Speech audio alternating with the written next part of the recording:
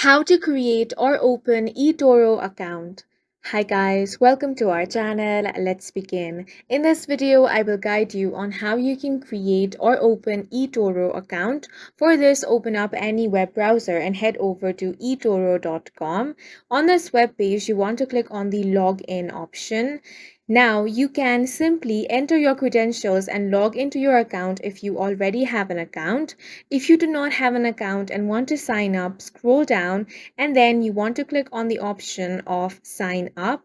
Now here you can sign up using your Google account. For this, click on the continue with Google option, or you can also enter all of these details. Start by entering your email address, then create a username. Now create a new password. Make sure that it follows all the criteria.